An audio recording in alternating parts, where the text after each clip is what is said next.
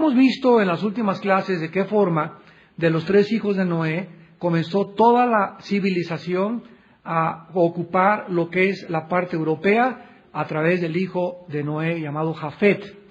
A través de Sem emigraron todos y fundaron lo que son los árabes, los judíos y los asiáticos orientales que se pasaron por el estrecho de Bering y son los que fundaron o los que dieron origen a la mayor parte de los pueblos indígenas desde Estados Unidos hasta la Patagonia. Estamos hablando de cuando los Estados Unidos poblaron en 1605 los Estados Unidos de Norteamérica, pues ya existían ahí, estaban los indios, los indígenas, cherokees, cheyennes, los sioux, etcétera, etcétera.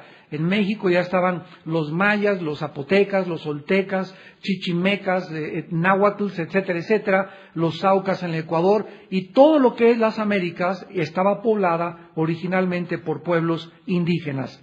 Pero vamos a continuar en esta noche para comenzar ya a estudiar a la nación de Israel, por qué Dios la escogió y cuáles sean los propósitos sabios, divinos, soberanos detrás de esta elección divina de Israel. Y vemos que en la antigüedad los mismos historiadores están de acuerdo que las primeras civilizaciones fueron los sumerios. Y como ya lo vimos la clase pasada, los sumerios eran los pueblos de Asiria y de Babilonia, que fueron los reinos más poderosos de la Mesopotamia. La palabra Mesopotamia significa la tierra entre los 2 ríos, que son el Tigris y el Éufrates, donde se encuentra actualmente el país de Irak. Varios reinos o ciudades-estado, porque no había naciones, todavía no nos hemos acercado a la formación de las naciones, eran reinos o ciudades-estado, fueron importantes, como Akkad, Sumeria, de donde vienen los sumerios, Uruk, los amorreos, Aram, Asiria, Babilonia y Caldea, y Ur de los caldeos, de donde Dios llamó a Abraham. Estos estuvieron continuamente en guerras, unos contra otros, influenciados profundamente por Nimrod. Ya vimos en Génesis 10, que dice el versículo 10 de Génesis, y fue el comienzo de su reino, está hablando de Nimrod, Babel. De esta tierra, dice el versículo 11, salió para Asiria, versículo 12, y Resén entre Nínive y Cala, la cual es ciudad grande. Muy bien, nosotros vemos ahora que la arqueología es la que da testimonio de todo esto que estamos estudiando. Les expliqué cuando alguien abre la Biblia, no está abriendo un libro de mitología griega.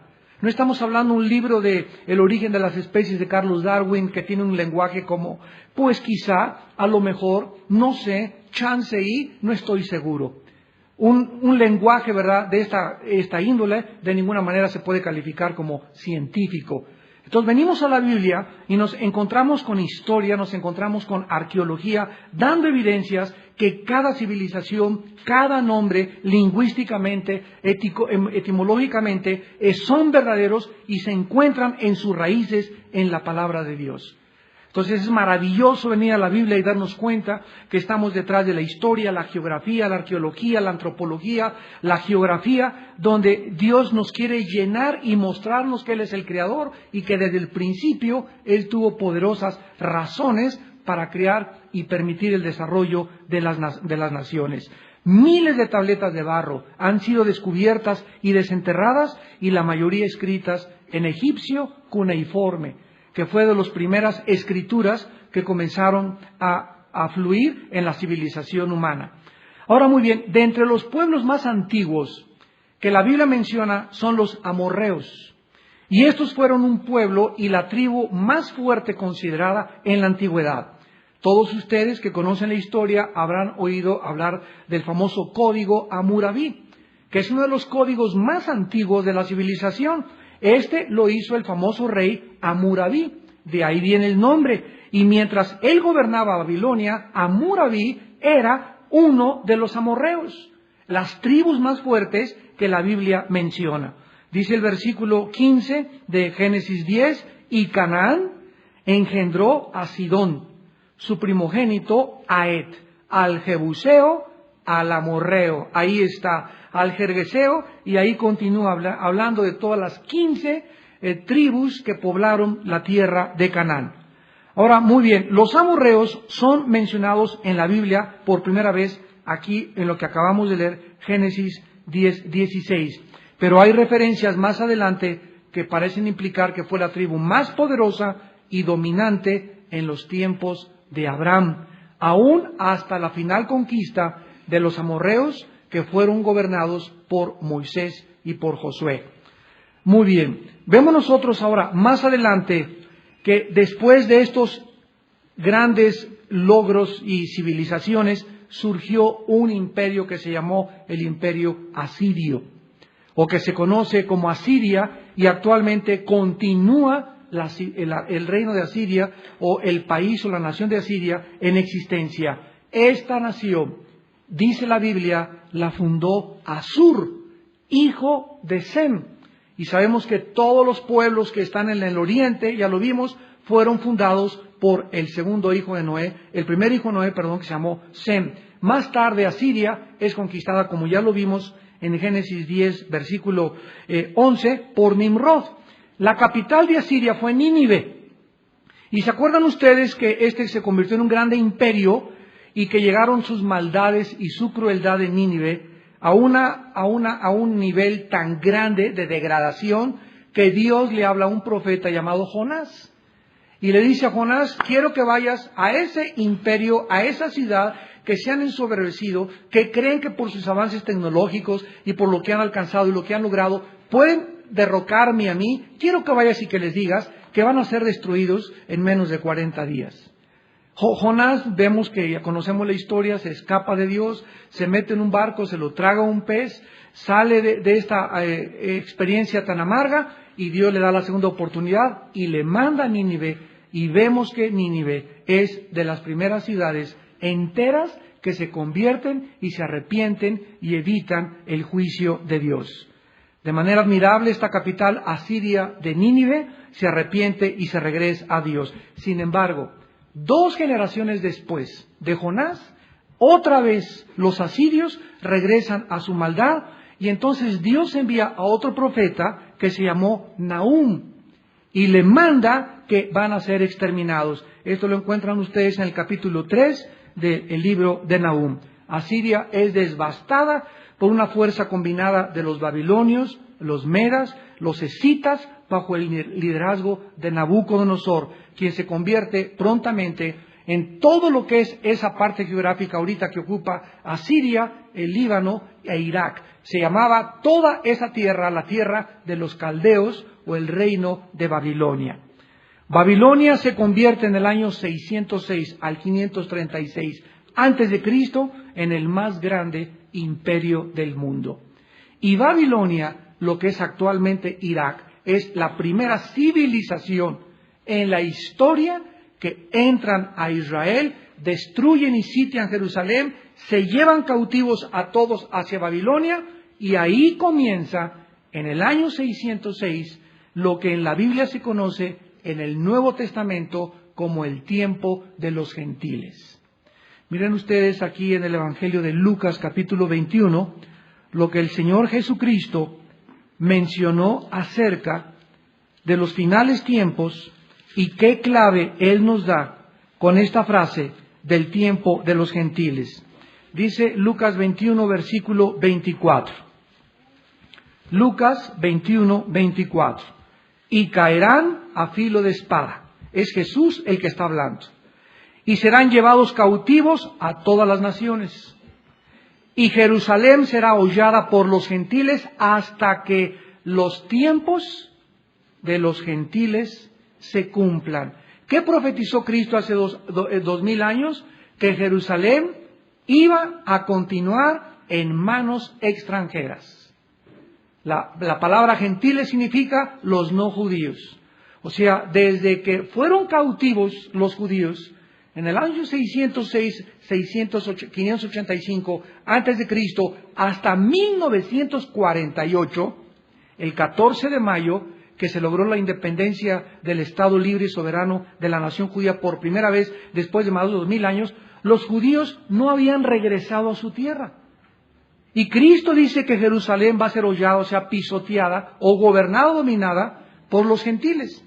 Ahora, cuando regresaron los judíos en el 48, los árabes los atacaron el mismo día en la madrugada. Se vino otro ataque en el 52, se vino otro ataque en el 57, la guerra de los 6 días en 1967, la guerra de Yom Kippur en el 73, los ataques palestinos continúan actualmente, los de las tribus terroristas como los Hamas, Hezbollah, etcétera, etcétera, y no pueden los judíos tener todavía una capital. Es la única nación en la historia que no tiene en su capital su embajada que represente al mundo entero. Está en Tel Aviv, no está en Jerusalén, la embajada de Israel. Entonces nos damos cuenta que estas profecías son exactas. Y Jerusalén ha sido pisoteada. Es la ciudad más conquistada de toda la historia. Qué ironía que el símbolo o el significado de Jerusalén significa Yehu Shalom, que significa la ciudad de la paz. ¿Cuál paz? Lo que menos ha habido ahí ha sido la paz. Muy bien, el reino de Nabucodonosor termina en Daniel capítulo 5. Cuando ustedes han leído que vienen los medos persas, vienen los griegos, ¿verdad? Bueno, los medos persas se meten por debajo porque Babilonia era una fortaleza como Jericó, que nadie podía entrar, nadie podía salir. Y ahí estaban en el capítulo 5 de Daniel los babilonios emborrachándose en orgías como solían hacer en la antigüedad, con mujeres, con alcohol, etcétera, etcétera. Y de repente estaba así el rey, pero bien borracho, y aparece escrita en la pared una mano, así una mano aparece de repente en una pared grandísima del palacio, donde dice: tu reino ha sido hallado falso. Y esa misma madrugada entran los medos, que se habían aliado con los persas, lo cual es ahorita Irán, y conquistan el reino de Babilonia. Dios había usado aún a los babilonios para disciplinar a su pueblo, los judíos, pero Dios tenía un tiempo señalado específicamente, y lo tiene todavía, para que se acaben los imperios, para que se acaben las dictaduras, para que se acaben esos gobiernos. En la imagen de Nabucodonosor, recuerdan ustedes en Daniel 2, estaba el rey acostado un día y vio una imagen grandísima con la cabeza de oro, el pecho y los brazos de plata, el vientre de bronce, las 2 piernas de hierro, y los dedos de la estatua estaban mezclados con hierro y con barro. Y entonces mandó llamar a los astrólogos, a los magos, a Walter Mercado, etcétera, etcétera, para que le pudieran interpretar el sueño. Y nadie pudo decirle de qué se trataba. Entonces Daniel, que era uno de los cautivos que habían tomado prisionero de Israel, de Jerusalén, y servía en el palacio junto al rey, tuvo un sueño, y entonces le pide Daniel a Dios que le dé la revelación, y Daniel le dice: la cabeza de oro eres tú, Nabucodonosor. Esto lo vamos a ver en la próxima clase con detalles. El pecho y los brazos de plata es otro reino que se va a levantar después de ti, y sabemos que fueron los medos persas. Y después habrá un tercer reino que representa el bronce, que fue Alejandro el Magno, representando al imperio griego. Y después las 2 piernas de hierro representaban al cuarto imperio, que fue el imperio romano. Y después dice: habrá una mezcla de hierro con barro, y así como el barro y el hierro no se mezclan, harán alianza 10 reinos, pero no se mezclarán, pero sin embargo tendrán el mismo fin. Sabemos que estos 10 dedos son los 10 cuernos que aparecen en la imagen en Apocalipsis, y representan la última unión de naciones que gobernará el anticristo. Pero estos detalles los vamos a ver con más profundidad la próxima clase. Muy bien, los medos persas conquistan a los babilonios, y saben ustedes cuándo se le cambió el nombre a los persas, ¿verdad? Los que se acuerden, en 1935 se le cambió el nombre a Irán. Entonces, Irán, el país, la nación de Irán actualmente, es la única nación ahí en el Medio Oriente que no son árabes. El otro día que hubo el terremoto ese tremendo, hace una semana o 2 semanas en Irán, los noticieros decían: pobre país árabe. Qué ignorancia, ¿no? Porque son los únicos que no son árabes, son persas. Entonces los iraníes no son árabes, son persas. Y se le cambió el nombre en 1935. Esta nación de Persia, de una forma soberana, protegió a Israel. Y entonces Nehemías, en el libro de Nehemías, se encontraba bajo el reinado de Ciro el persa, los que conquistaron a los babilonios. Y él era el copero del rey, él era judío, capítulo 1 y capítulo 2 de Nehemías. Y entonces un día Nehemías, cuando oye que Jerusalén ha sido devastada y destruida, le pide al rey que le dé oportunidad de regresar a reconstruir la ciudad de Jerusalén. Entonces los persas, de una forma indirecta, colaboraron para que el pueblo judío regresara por última vez y levantara las murallas caídas de Jerusalén. Después de los medos persas, se levantó lo que se conoce como el Imperio griego. Alejandro el Magno, a los 21 años de edad, era ya el conquistador más grande del norte de África, de Europa Central y de casi todo el Medio Oriente. El gobierno de Alejandro el Magno se extendió hasta Irak. Y cuando Alejandro el Magno tenía 33 años, ahí estaba en Irak y le gustaba mucho el brandy domecq. Y se ponía hasta atrás porque si algo le atormentaba a Alejandro era no estar en una batalla. Era un guerrero por naturaleza. Y entonces en una borrachera cayó de rodillas y a sus 4 generales, Ptolomeo, Cilíaco, Casandro, no me acuerdo el cuarto nombre, les dijo: ya no tengo reyes que conquistar. Y muere Alejandro el Magno a los 33 años de malaria en lo que es ahorita Irak. Entonces él quería convertirse en lo que hizo Nimrod, en el jefe y en el conquistador de toda la Mesopotamia y de toda África y de toda Europa. Sin embargo, Dios dijo: Alejandrito, hasta acá llegaste. Acabó el imperio griego y se repartieron todo el imperio, los 4 generales de Alejandro el Magno. Vino después inmediatamente el imperio romano. Con su emperador, el último, llamado Constantino, iba en una batalla, la batalla en Milvain, y dice la historia que Constantino vio en el cielo signis vincitoris, escrito en latín, que dice: bajo este signo vencerás, y con una cruz.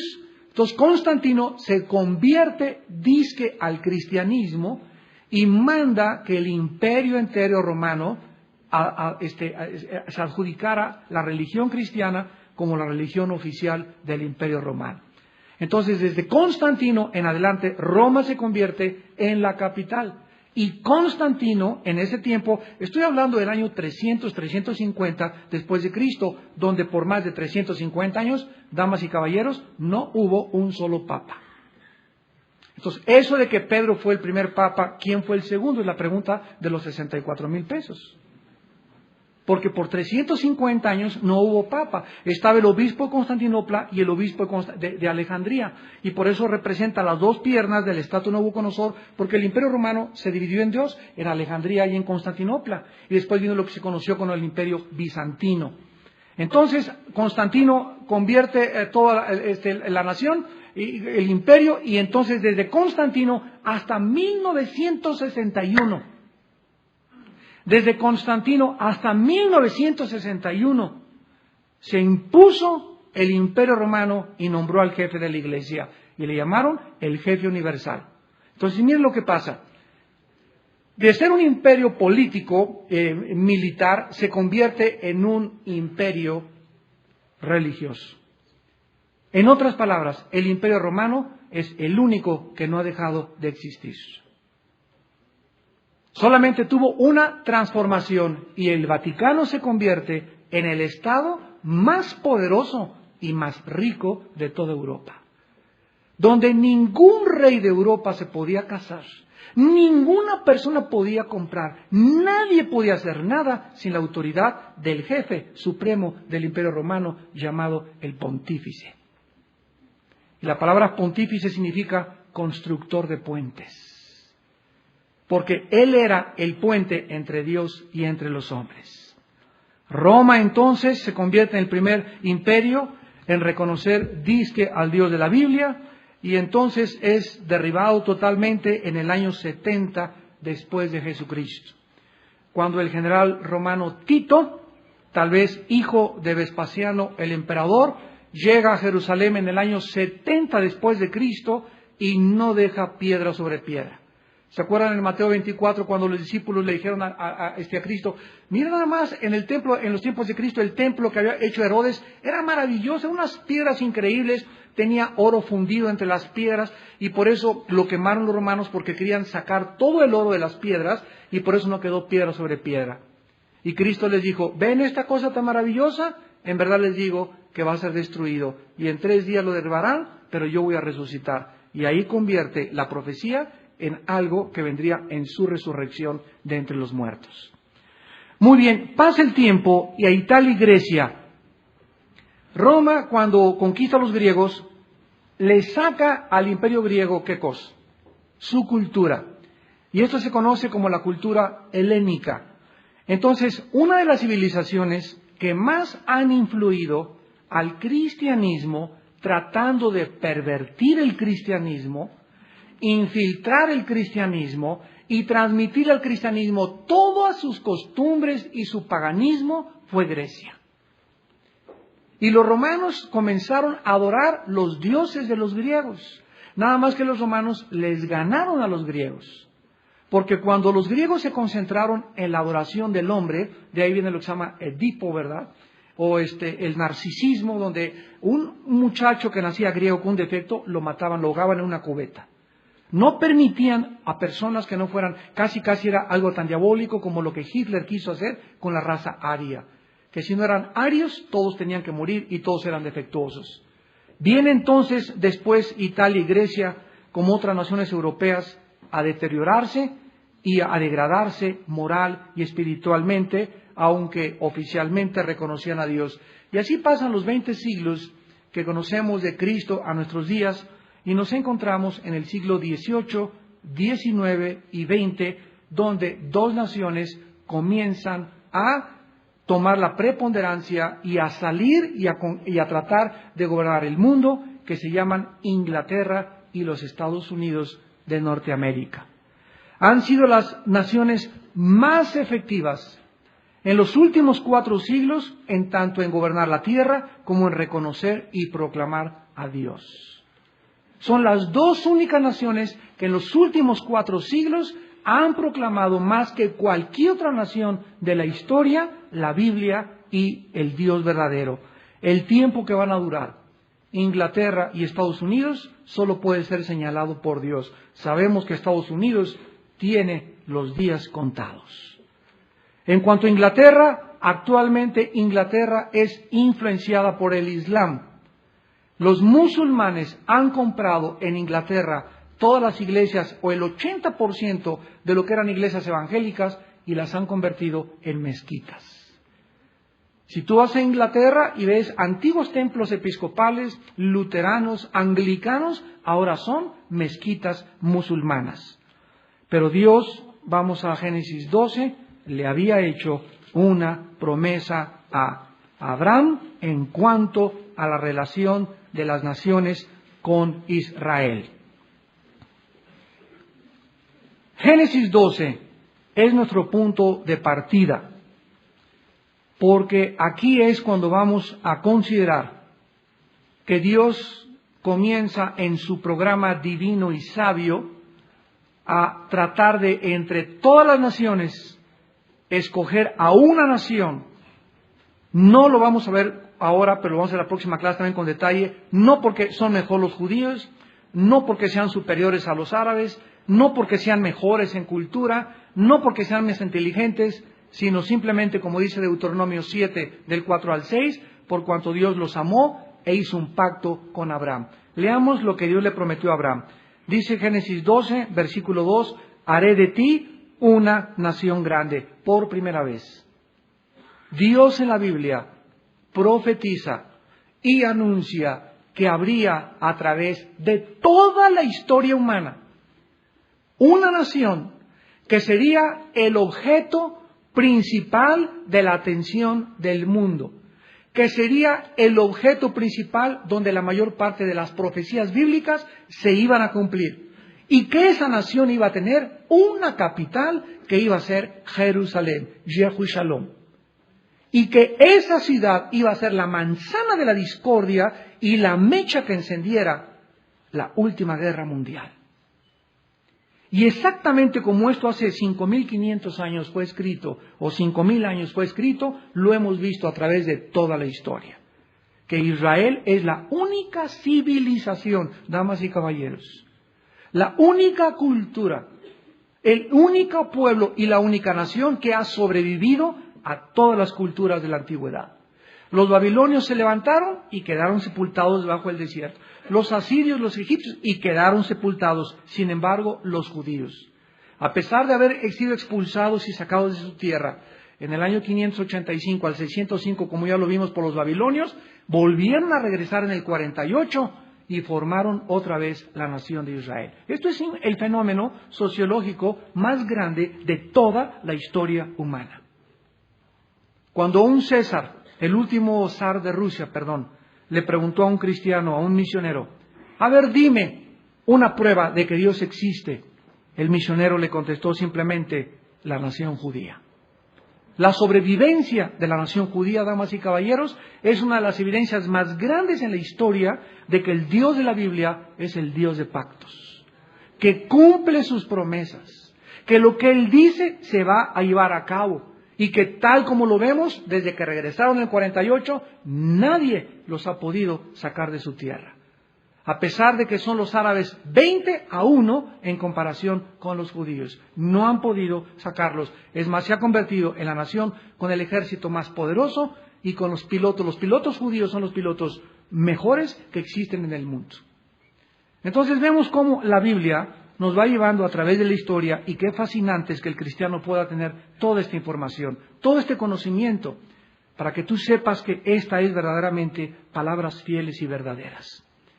Vemos después que le hace la promesa a Dios de hacer una grande nación, que lo va a engrandecer su nombre y sería bendición. Vemos que de Abraham vino Isaac, de Isaac vino Jacob, de Jacob los 12 hijos o las 12 tribus que formarían la nación de Israel. Y de ahí vinieron todas las demás civilizaciones que descendían desde los 3 hijos de Noé. Abraham descendía directamente de los hijos de Noé.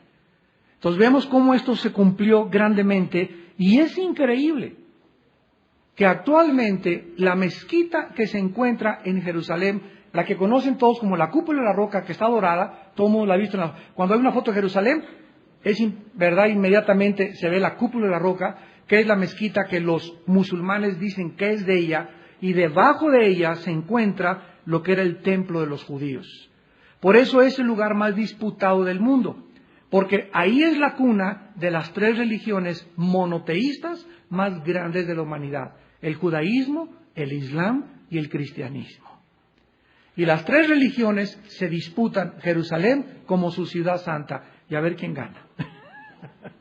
Vean ustedes la raíz del conflicto. Es un conflicto espiritual, no es un conflicto étnico, ni es un conflicto cultural, ni de educación, ni de dinero, ni por el petróleo. Es un conflicto de carácter espiritual que solo la Biblia nos lo explica. Entonces, se engrandece el nombre de Abraham y él, vean ustedes, sería bendición. A través de un hombre y de su semilla, de su esperma, Dios bendeciría a todas las naciones del mundo, pero tendría que venir de un esperma de un solo ser humano, porque Cristo vino de la simiente de Abraham. Vamos a Gálatas rápidamente, capítulo 3, y esto nos lo explica en el Nuevo Pacto el apóstol Pablo. Gálatas, capítulo 3. Esto es muy importante en la teología cristiana porque los cristianos tienen que saber la respuesta, hermano, y del antiguo pacto, ¿qué nos podemos apropiar? Y que si ya no estamos en la ley, entonces, ¿qué cosa es lo que nosotros debemos de tener y qué debemos apropiarnos? Nosotros vemos en Gálatas 3, explicando el antiguo pacto, que dice el versículo 7, capítulo 3 de Gálatas, versículo 7, sabed por tanto que los que son de fe, estos son hijos de Abraham. Versículo 9, de modo que los de la fe son bendecidos con el creyente Abraham. Y dice el versículo 19, ¿para qué vino ¿para qué vino la ley? Fue añadida a causa de la transgresión hasta que viniese la simiente. Versículo 29, y si vosotros sois de Cristo, ciertamente linaje, la palabra linaje en el griego es esperma, simiente o semilla, que son tres palabras sinónimas. Somos la esperma, somos la semilla de Abraham y herederos, según la promesa. ¿Qué nos dice el nuevo pacto con el Espíritu Santo? Que todas las promesas que Dios le dio a Abraham, se las dio para que se cumplieran en una nación, la nación de Israel. La nación de Israel apóstató, rechazó al Mesías, la semilla, lo crucificaron, aunque fueron otros pecados, pero la nación de Israel fue el instrumento que colgó a Cristo. Y ahí en la cruz del Calvario, Cristo resucita e inaugura otra nación. Primera de Pedro 2:9. Vosotros sois linaje escogido, nación santa. Y esta nueva nación actualmente ya no se localiza geográficamente en ningún punto del planeta, sino que ahora está formada por italianos, mexicanos, españoles, judíos, árabes, sirios, libaneses, argentinos, americanos. Ahora, todos los que estamos en Cristo somos una nueva nación y tenemos un nuevo pasaporte.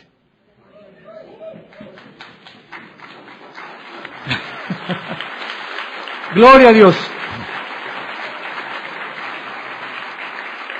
Y ahora podemos ver, ¿verdad? Ahorita un negrito con nosotros, a un indito con nosotros, a doña Richelieu con nosotros, a la señora, a un italiano, a un inglés. Y el hecho que seamos cristianos ya no importa. Yo soy mexicano, sangre azul, tú eres esto. Ya el hecho que seamos cristianos ya nos hace ser de una estirpe superior a cualquier ciudadanía humana.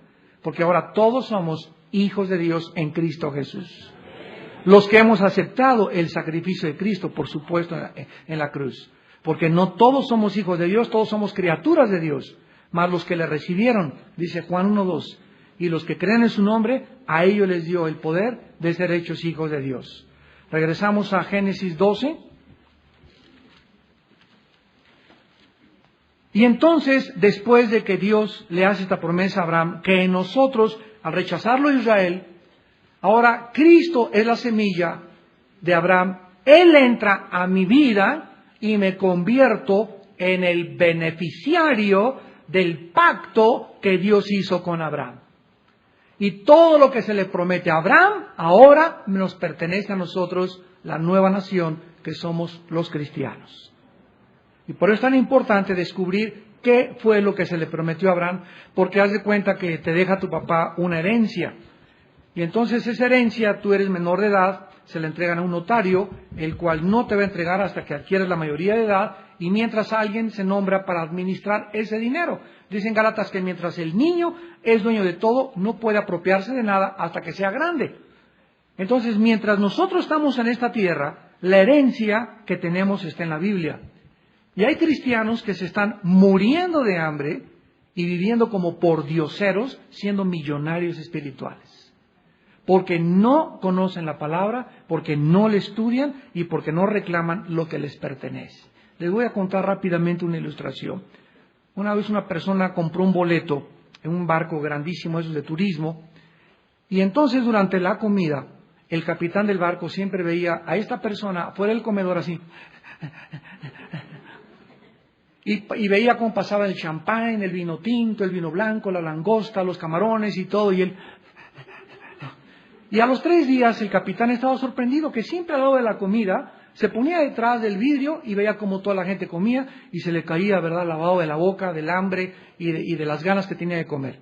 Total que el barco llega a su destino y le pregunta el capitán a esta persona antes de desembarcar: oiga, estoy muy consternado y quiero preguntarle algo que me sorprende. ¿Por qué usted estaba durante los 3 días del viaje afuera del comedor y no entró a comer? Y le dijo esta persona: es que yo no tenía dinero. Y le contesta el capitán: ¿qué no sabías que estaba incluida la comida? Y así hay cristianos ahorita que están, ay hermano, ay, tengo miedo de esto, tengo temor, y soy un derrotado, nunca voy a hacer nada en la vida, nunca voy a progresar, este problema no se puede solucionar, mi esposa nunca va a cambiar, mi esposo nunca va a cambiar. Y se encierran en un círculo, el diablo es especialista, y el diablo, alabim bomba. Y cuando conoces a tu Dios, que Él es El Shaddai, y que cuando nos sentimos que humanamente ya no hay ninguna respuesta, ahí interviene Él, es cuando comienzas a vivir de victoria en victoria. Y esto se le enseñó Dios a Abraham. Por eso se llama en Romanos 4 el padre de la fe. ¿Qué hizo Abraham? Recibió una promesa. Vas a ser padre. Gracias, Señor. Pasaron más de 25 años y llegó el viejito a tener 100 años de edad. Y su esposa también bien rucaila. Fueron al ginecólogo, les hicieron exámenes en los laboratorios del Chopo, de sangre, de colesterol, de todo. Señores, ustedes verán ni con injerto. Ya pasaron la edad, ustedes ya no hay esperanza humanamente. Es lo que los doctores les dijeron en el Hospital Ángeles Abraham y a Sara. Pero Dios había dicho que iban a ser padres. Entonces, miren usted lo que hace Dios. Dios quiere muchas veces que lleguemos a un punto en nuestra vida donde humanamente tú no veas la salida. Para que ahí sea la gloria para Él. Para que ahí le descubras que Él es real. Que existe. Que es poderoso. Y que cuando te encuentras entre el mar rojo y entre tus enemigos, Él te abre el mar. Para que pases al otro lado y Él acaba con tus enemigos, de pilón todavía. Este es el Dios que quiere que nosotros lo conozcamos. Es muy fácil conocer la Biblia y todos los conceptos aquí teóricos, ¿verdad? Pero ya en la práctica, cuando te enfrentas a tus problemas, ¿has descubierto a Dios en tus problemas? Hubo un gran hombre que se llamaba Iacocca, que fue el que levantó la Chrysler en Estados Unidos, en Norteamérica. Yo me acuerdo que leí su libro y veníamos comentando con mi hermano en la mañana, y él tenía un letrero en su oficina que decía, no me traigas soluciones, tráeme problemas. Así decía en su oficina el letrero, cuando Iacocca lo consideran un genio de la mercadotecnia la automotriz en Estados Unidos, en Detroit, Michigan, levantó la Chrysler, etcétera, etcétera. Y esa es la realidad, ¿verdad? Es muy fácil, soluciones, pero cuando tienes los problemas, cuando tú tienes problemas, tú puedes descubrir a Dios. Si todo fuera bueno y todo bien, tengo salud, tengo dinero, pues entonces, ¿verdad? Todo tu conocimiento va a ser intelectual, pero cuando te enfrentas a la realidad de que tú necesitas algo sobrenatural en tu vida y descubres a Dios, ¿sabes algo? Cambia tu vida, revoluciona tu mente. Te consagras mucho más, descubres que es real, que Él vive y te apasiona y te embarga una emoción tan grande que incendia como una antorcha tu corazón y el único anhelo que tienes es vivir para Él. Y en el versículo 3, para terminar, le dice Dios a Abraham, bendeciré a los que te bendijeren y a los que te maldijeren, maldeciré. Y serán benditas en ti todas las familias de la tierra. Escuchen, esta última cláusula, los judíos nunca se tomaron el tiempo de estudiarla. Y cuando Cristo vino, les dijo Cristo, yo soy la luz, y le contestaron, nosotros somos hijos de Abraham. ¿Qué no sabes que no somos hijos de fornicación, somos hijos de Abraham? Porque se corría el rumor de que Cristo, ¿verdad? De que María se había comido la torta antes de tiempo. Que era hijo bastardo. Ese es el concepto, porque acuérdense que María no se había casado con José. Y sufrió muchos años la calumnia, la persecución y la humillación de la madre de Jesús. Y cuando creció, pues ¿qué no es el hijo del carpintero, verdad? Pues nosotros no somos hijos de fornicación. Le estaban tirando, tú eres hijo de fornicación. Nosotros sabemos que somos hijos de Abraham. Estaban tan orgullosos de su religión que no supieron que la bendición era para todas las familias de la tierra y no solamente para los judíos. Y se cumple en la resurrección de Jesucristo. Ahora es interesante históricamente que todas las naciones que han perseguido y atacado a Israel han sido maldecidas por Dios. Y todas las naciones que han protegido y bendecido a Dios han sido prosperadas por Dios. ¿Por qué creen ustedes? Miren, ahorita hay una envidia increíble internacional contra los Estados Unidos. Cualquier movimiento que haga Estados Unidos o que haga Bush, que el FBI en el aeropuerto, démosle gracias a Dios que nos protegen por José María y José.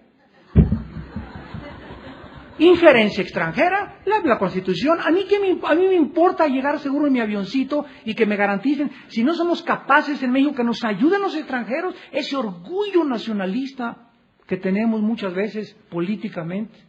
En lugar de estar contentos de proteger a nuestros ciudadanos, ¿qué están haciendo para acá? ¿Y por qué se meten aquí al país cuando vienen a proteger los intereses de los pasajeros que vuelan en un avión de Aeroméxico?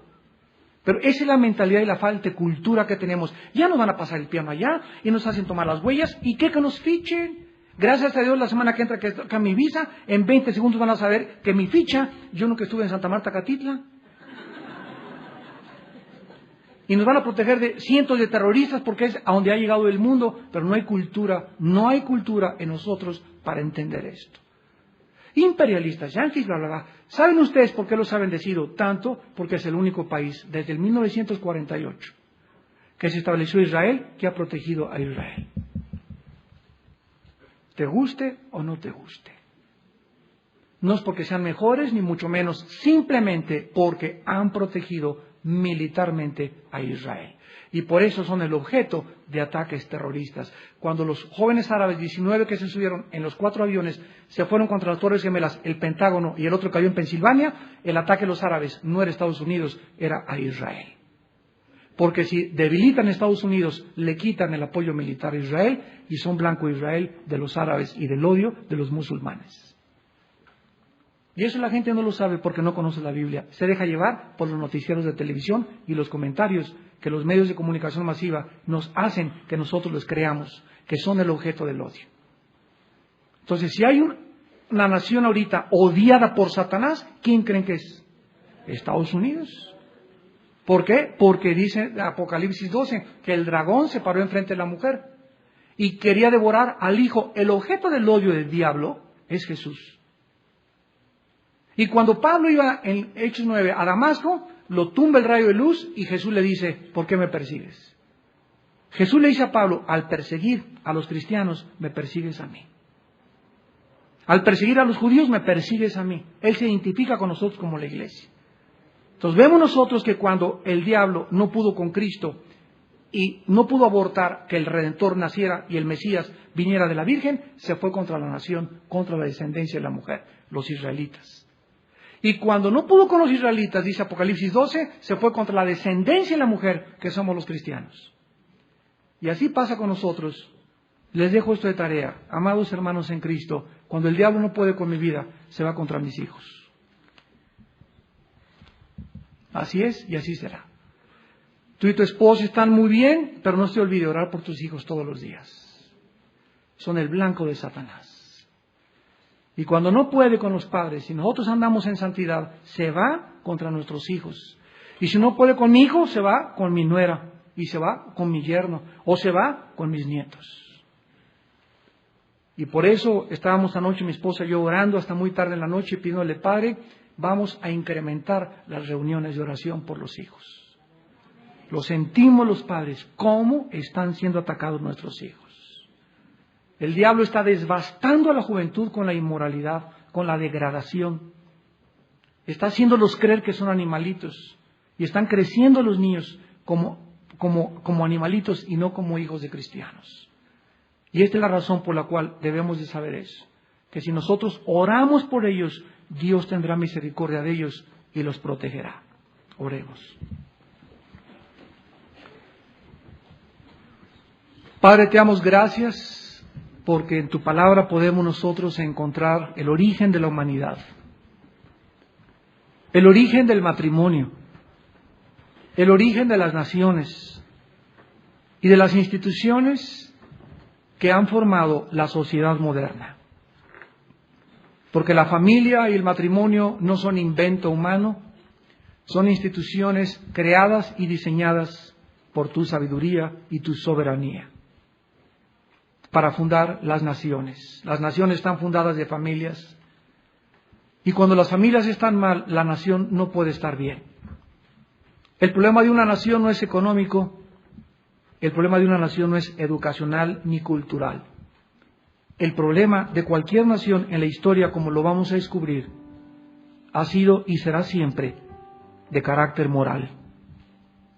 Cuando la inmoralidad abunda en una nación, como comenzó con Sodoma y Gomorra, y como lo tenemos actualmente en muchas naciones de Europa ya, entregadas a tu juicio y abandonadas por ti, donde la inmoralidad es algo normal entre sus ciudadanos ya, donde el matrimonio ha desaparecido y ya acostumbran vivir juntos sin casarse, donde se acostumbra a acostarse a hombre con hombre, mujer con mujer, donde la sociedad pisotea tus leyes, el tiempo es corto para tu juicio.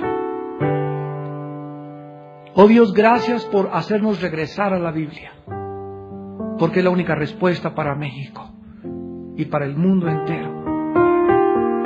Que podamos regresar a las leyes de Dios y saber que no somos dioses, que no fuimos creados para establecer nosotros las leyes de la moral ni de la ética. La moral no puede ser legislada por el ser humano, porque el ser humano todavía no distingue entre el bien y entre el mal. Gracias por habernos dejado este libro, Señor, por el cual es también el más atacado, el más controvertido y el más burlado de los seres humanos. Gracias, Señor, por habernos dado a Jesucristo, la simiente de Abraham, por haber venido al mundo a morir en una cruz, por haber abierto sus brazos y habernos dado su sangre para pagar por nuestros pecados. En esta noche te pedimos, Señor Jesús, que salves las almas. Y si tú en esta noche, los que están viendo por televisión, no tienes a Cristo en tu vida, es hora que hagas la paz con Dios, que inicies este año 2004 con la paz con Dios, la cual fue lograda en el Monte Calvario. Si tú quieres en este momento, no importa donde te encuentres, en la sala de tu casa, tal vez desde la cárcel, desde donde nos estés oyendo, dile ahí a Dios estas palabras: Señor mío y Dios mío, en esta noche reconozco que soy pecador delante de ti, que mi vida te ha ofendido. Creo que en la cruz tu Hijo Jesucristo pagó con su sangre por mis pecados. Creo que a los 3 días resucitó de entre los muertos, y creo que la Biblia es tu palabra. Y ahí se encuentra la solución a mi problema humano, de pecado y de juicio. Ahora, Jesús, te doy gracias porque en esa cruz pagaste por mis pecados con tu sangre, y te invito a mi corazón. Que en este instante entres como mi Señor y mi Salvador. Lávame con tu sangre, cámbiame, dame tu paz en mi corazón y enséñame el camino de la vida. Dame las fuerzas para vivir para ti, oh Dios, porque quiero entregarte mi vida en esta noche incondicionalmente, porque te lo pido y te doy las gracias en el nombre de Jesús. Amén.